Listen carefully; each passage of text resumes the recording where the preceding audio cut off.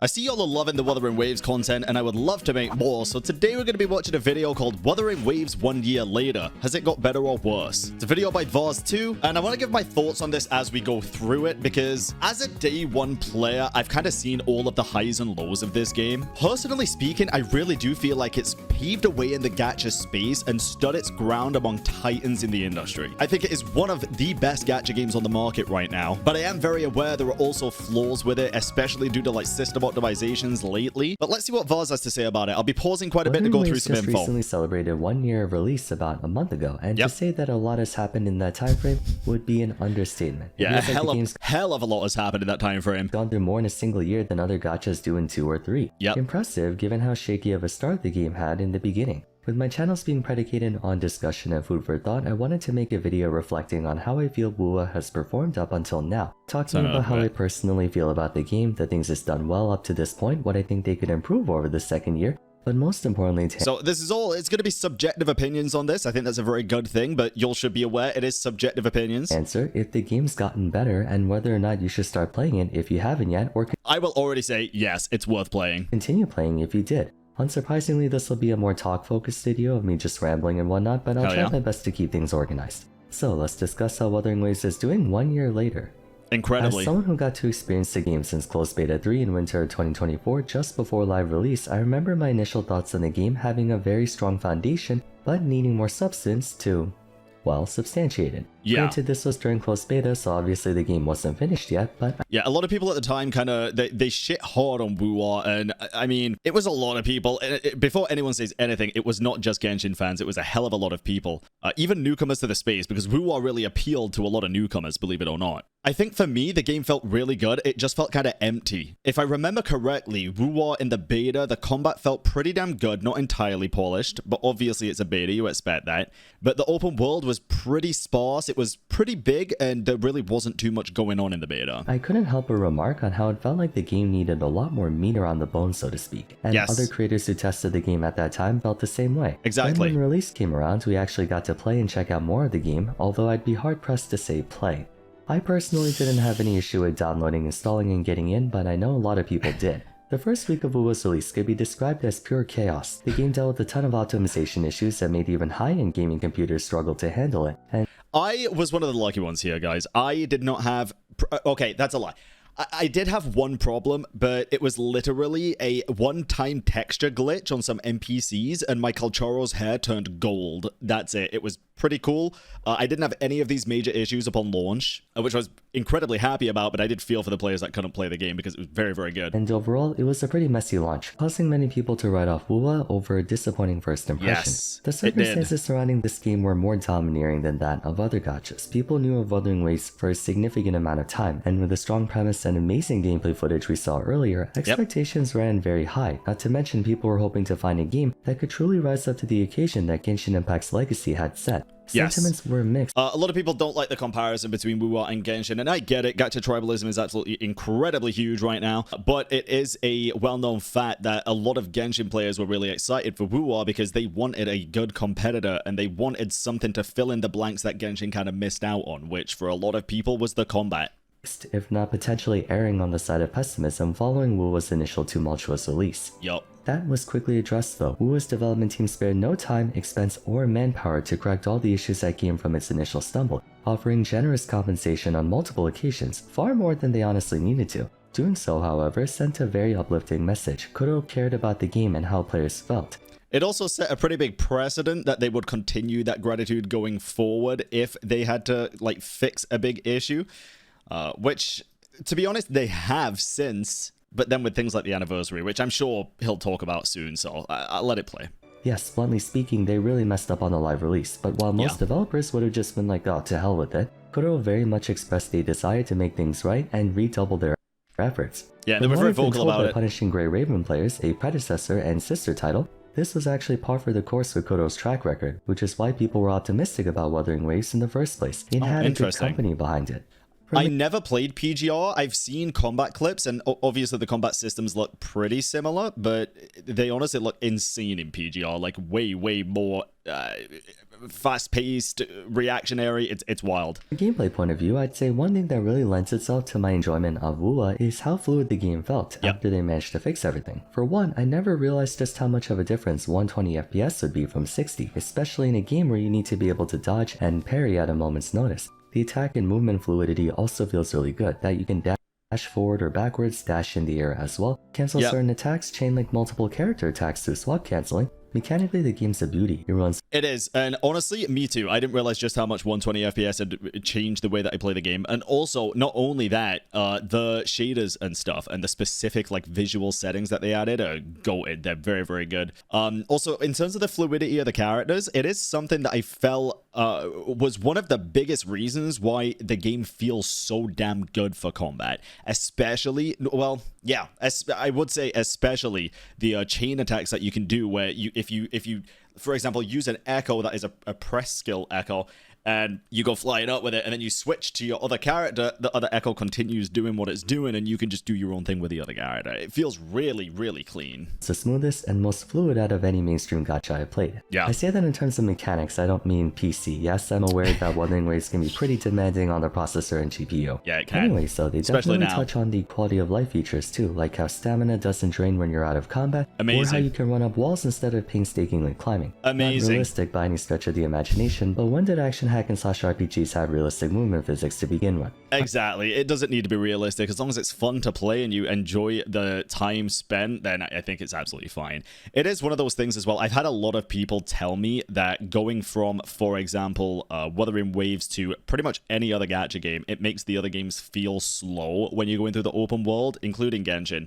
And it does the same for me, to be fair, but it's not that much of a turn-off for me, I guess, because I spent so long on Genshin that I'm kind of just used to the speed of the game. But for new players, if for example, there's a brand new newcomer to the gacha scene right now, if that first game was Wuwa and then they go play Genshin, Genshin's going to feel so slow, dude. It really is, especially with the stamina early game. It's crazy. I honestly feel like this game's movement should be the gold standard of any open-world action gacha game, and there's a lot of them coming out in the future. Chief of all, when it comes to fluidity, I would say it can be... I think Enfield looks really, really good, by the way. We posted a reaction video the other day to Enfield, and I really like a lot of the things that they're doing with that game by the looks of it, where like your full team follows you around in the open world and fights alongside you. Bro, it looks really cool. How you can swap between characters mid-attack in basically any state. You can do it while attacking, while jumping, while running, or even while being staggered. Basically, whenever the unit's off cooldown, you can swap to them and then instantly swap to your third party member to potentially have 3 characters out all at once attacking. It's even a viable strategy too, where Kuro designs characters who can fit into that style, and there are certain parties and attack rotations that only work by rapidly swapping to and from your party. Yeah, there's a lot of characters that have a pretty high skill ceiling in Wuwa. Nothing too crazy, as of yet at least, but I'd be intrigued to see if they ever do make a character with like a really, really high skill ceiling. That'd be kind of fun. Cancelling's a huge thing to include in combat because it gives more agency to the player and more input responsiveness. Point being, the game feels really good to play. I've only ever used a keyboard and mouse, but I'm sure controller players also appreciate how responsive the game is. I'm actually curious about that. I've never used controller for Wuwa. I used it for Genshin for a bit when I dislocated my shoulder, and I am just not a big fan of controller gaming unless it's a game like Elden Ring, because I'm so used to FromSoft games on controller. For the console players in the chat, or at least controller players, is Wuwa good to play on controller? Does like the button layouts and stuff, does it all work? Is it any good? Elaborating more on the combat side of things is where I think Wuwa really began to come into its own. Usage of gadgets has always been a thing in other open world games, but I love how the very first one we get is a grappling hook that can effectively double as an extra jump for more height, which at times can also have actual combat applications. The one system I'm sure drew everyone's attention though was the ecosystem. Most gacha games have an equipment base consisting of different accessories with their own array of stats, but that would really be all they were, past a boost to a character. Wuthering Waves was the first one I've personally played where your equipment could actually play a functional role in combat, ranging from summons that fight alongside you to buffs given to the character to transforming into the actual monster itself. Such a simple idea of capturing an enemy and using its power for yourself creates an entire new layer of gameplay that adds more personality in how one person plays a character compared to another. Understandably, there's going to be optimization and min-maxing and stuff like how the Of course, I really like the ecosystem in Wuwa. I know it's kind of a hot take, but I am a big fan of being able to endlessly farm for echoes, even if the RNG factor is a little bit worse than games like Genshin, which admittedly it is. But the fact that you can endlessly grind and wait until you have like a few of the same thing to try and level it up, and if you get a bad one, you can just farm for another one without having to spend wave plates, I think is a good thing. Obviously, you're still going to grind for the level up materials, the XP materials for the echoes. Just as like a side-by-side here. So in Genshin, for artifacts, you have to spend the resin to even get a chance at getting a good artifact. And there is a decent enough chance that you can spend your daily resin and get nothing of use. You could get like a defense goblet when you're looking for a cryo damage goblet, for example, right? So there's a very good chance that you're going to get useless stuff even when spending your entire day's worth of resin. If you did echo farming in Wuwa, you don't have to spend your wave plates, which is resin, to get those echoes. You just have to spend it on the level up items, so you can at least guarantee that you're spending the wave plates on an echo that you want to at least have a chance at getting good, you know? Like you already have like a 4-cost spectral damage or something. And you could roll it and it's bad. Obviously, that's just the RNG factor. But if you roll it and it's good, then it's a huge dub, dude. Like, you're only spending the Echo XP when you actually want to level one up. This one echo is very clearly meant to be the main echo of this one character, but even simple swap out tips like changing your entire overworld party to Infernal Rider echoes to give you faster traversability, or deciding between Nightmare or regular Phalian Baringal for ease of use, or better energy regen for GN helps to distinguish one player from another. It's also just, you know, cool transforming into a gigantic bird or monkey to smash everything. It really makes is. the game feel larger than life. Yeah. On the subject of larger than life, that's the feel I have for Wuthering Waves in general. While there's without question a ton of gacha related mechanics to this game, I can say on multiple occasions I forget this game's even a gacha to begin with. Gacha titles have definitely improved. Honestly, hey Limbus Company there. I will be playing Limbus, by the way, don't worry guys. It's just going to take me probably a couple of weeks before I do, because I want to finish up Expedition 33 first. Videos coming on that soon as well. You're in for a time of peak coming, I'm telling you. In quality and scope over the past half decade, certainly more than those bootleg mobile titles we had back in like 2015 and stuff. True. As someone who's been playing gacha games for almost 11 years now, I've seen how the genres added more depth to their gameplay than surface level mechanics. But even then, you can't compare them to non-gacha titles when it comes to gameplay depth. Yeah, you can't. Sorry, I was going to say something about that as well. When I'm playing Wuwa, I do kind of forget that it's a gacha game, and it's not because the game just feels like a AAA game or something. Most of the time, bro, it's because if you just do everything in the patch, I feel like, and listen, I might have just got really lucky in the past with like winning 50-50s or something, but I feel like the rewards that you get just for playing the patch and the events and stuff is plenty enough to pretty much like guarantee, unless you get hella unlucky, guarantee you a base copy of a character, right? Maybe I'm totally crazy for that. You'd have to let me know if that is an accurate thing, but I've always managed. I've skipped quite a few, and there's times where I haven't even played for like past the story for a whole patch. Lately, that's not the case. I've been playing quite a bit off stream, but yeah. On your phone and enjoyed with a superficial amount of attention and investment. That's how mobile games are, but Wuwa, despite technically still being playable on mobile and being a gacha, has been building itself to be a lot more than just that. True. I already went over how the game's movements are on par with actual hack and slash games in terms of how smooth and snappy it feels, almost to the point where I don't know how you can play this game with only 2 thumbs. Then the existence of dodge and I don't know how this game plays on mobile, bro.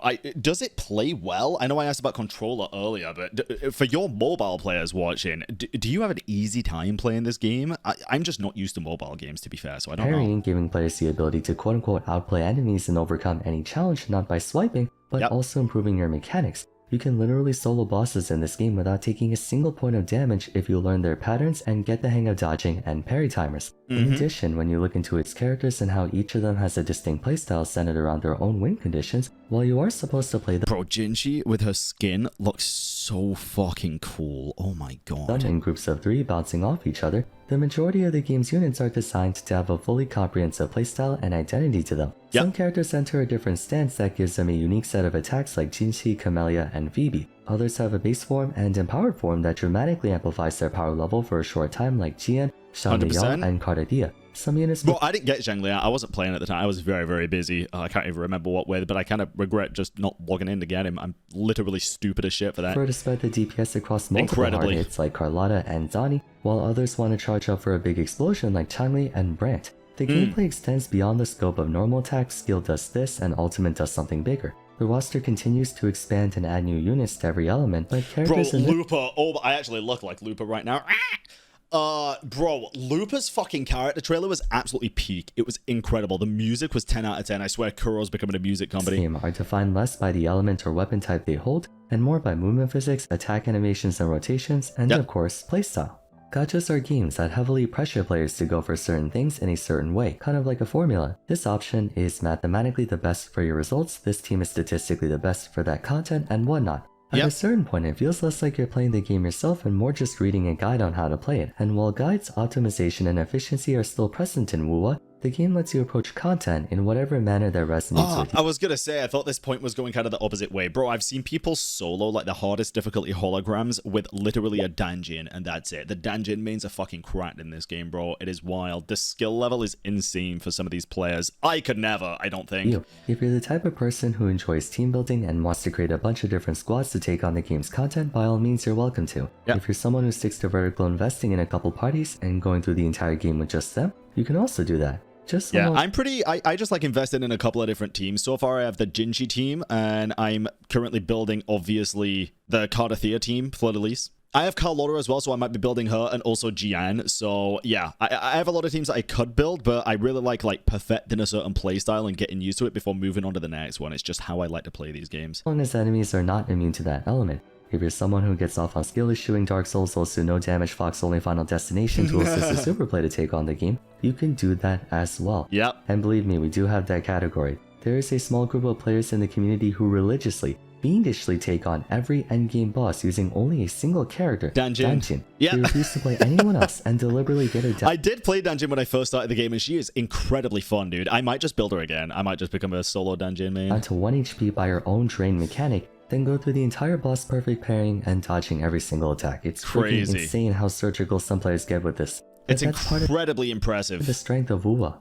A huge factor of what makes a game popular and successful is player agency, the feeling of the player being able to approach the game in their own way and being rewarded for the effort they put in. Gachas don't really let you do that. Whether because of time, stamina, gameplay, or even financial constraints, you're typically forced to play the game in a certain fashion, regardless of if that's the way you want to play. Wuthering Waves is less about winning through systems and numbers and more about winning through what works for you. In a sense, while the game does have a modicum of power creep, it is yet to actually get in the way of player skill and execution. True. And I hope it never does.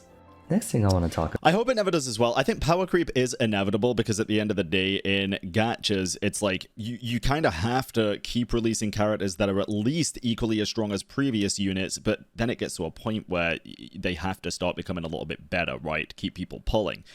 Which I think is fine. It's when old characters start becoming literally redundant and not able to be used in certain content that it starts feeling a little bit shitty, right? But so far, I don't see any sign of that in WoWa, to be fair. About is the game's content. I went over the foundation and structure of the game so far, but what about the content side of things? Initially, I found the absence of much to do in the game to cause players to eventually grow bored of it. Even in later parts of version 1 like 1.3 and 1.4, I felt a bit of that.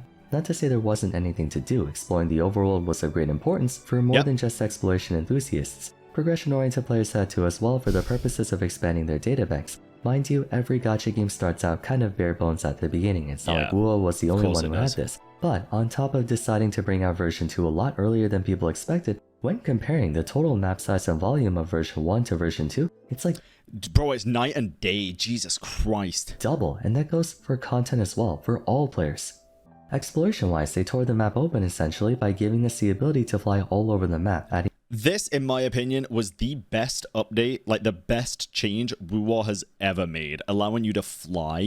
And obviously, the more you explore, the more stamina you get for flying. I think this is one of the most incredible things they have ever done. It made the game feel so much more alive. Adding even more fluidity to movement in the sense that we could go basically anywhere we could place our feet on thanks to the glider. Story-wise, version 1.0 story was honestly pretty middle of the road. Not bad, but not great. But then the narrative began to get better over time, and version 2 story was a lot bigger. Yeah, I really like the end of like 1.x. I thought like the war was pretty damn cool, seeing all the characters come together and stuff, and the animations were incredibly good, but there was a lot of stuff holding Ruwa back at the time, namely like the voice acting direction, and obviously the big problems that it had with story, bloat, and pacing.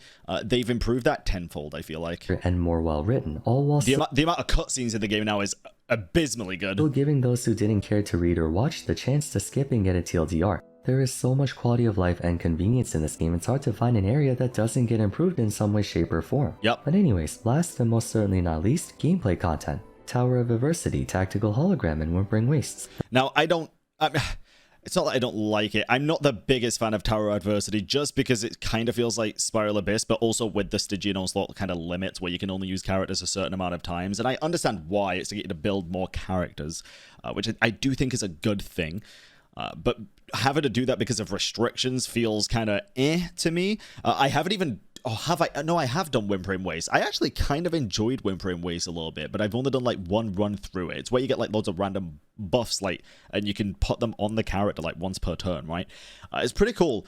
Holograms, incredible. I don't class them as endgame because they're not really repeatable content once you've finished it, and they don't reset to get rewards, but I really enjoy holograms. Not to mention, even more permanent endgame content coming around in the near future. Yep. They're continuously adding more endgame modes, more permanent things for us to check out, and test our mechanics and team building. At this point, WoW has almost become a full-on standalone release with how much there is to do. I think it has. After you expend your daily energy, you just have a massive checklist of things that could keep you busy well into the next version. There's still a hard limit, don't get me wrong, it's no MMORPG, but a large reason why people have been enjoying version 2 so far is because the game has expanded and improved a ton in every which way possible. True. Well, pretty much every which way possible, but we'll get into that in a sec. But I think one of the coolest things that they're trying out right now, which I think is the first like big gacha game to do this, is splitting the story into two parts and releasing it once at the start of the patch and once halfway through the patch, right? And the reason why it feels like it works so well, at least right now, is that the half that they released on as soon as the patch released, the ending was like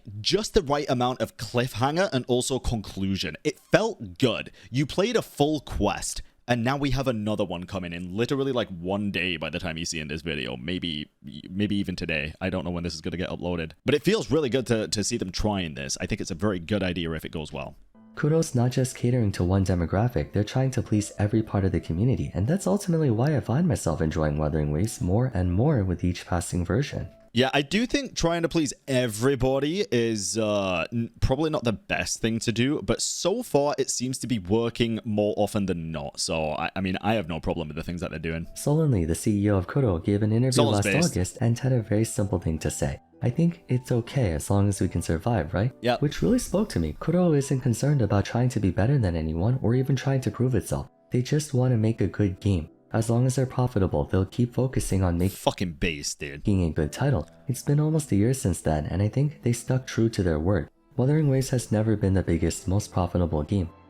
Bro, I saw some Gacha revenue charts, and listen, I don't trust the Gacha revenue charts 100% because I feel like a lot of these are fucking made up numbers, but I'm pretty sure they were like only slightly under, like, I think they were third place and Gacha was second or something this month. It's crazy, dude. Very, very good. Where credit is due, they're giving us a lot of free stuff, and they could easily find opportunities to milk us for more money. But they only ask for enough. Hey, milk me with skins, dude. Milk me with skins. To keep things going, and the rest is up to the player's goodwill, which I think they do a fantastic job nurturing too.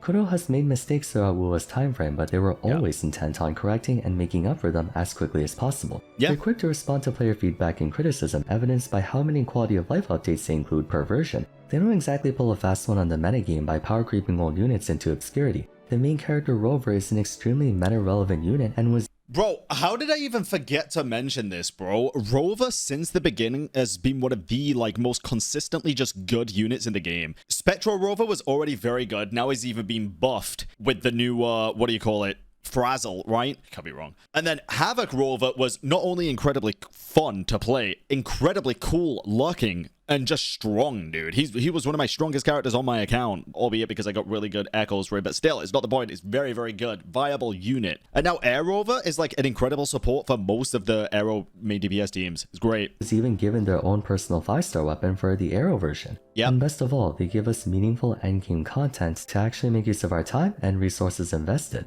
Basically, what I'm trying to say is, Wuthering Waves and by extension their developer Kuro talked a big game and is actually delivering on it. When They're living up to it, man. they say something, they follow through with it. That can be hard to come by in the gacha field. Companies are always trying to find ways to squeeze you for more money or do the bare minimum. But for the first time in a long time, I feel like the devs really do care about this game beyond the realm of turning a profit. They've demonstrated the capacity to build a strong foundation and continue improving it. Lots of character designs to appeal to any type of playstyle and players. Yep. Lots of overworld Brant looks so sick, dude. I didn't pull him, sadly. exploration for those who enjoy it. Good story for the lore buffs. I also didn't pull Shorekeeper, bro. My god.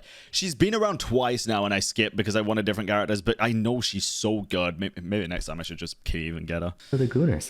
Skins for their culture. Gooners? Challenging endgame content that rewards you for learning the mechanics and strategizing. Yep. And the best part is they keep doing it. Usually by the first year, companies start to get complacent, but I don't see that for Kuro. The game keeps getting better and better. It's not perfect, but what matters most to me is True. that they're moving upwards. They're It's not not perfect. stagnating or moving down. That's good enough for me. What do you guys think about Wuthering Waves after? I do think there's a couple of problems that were maybe missed in this video. Septimon is a beautiful area, but it is also, again, really pushing the limits of what certain devices can handle.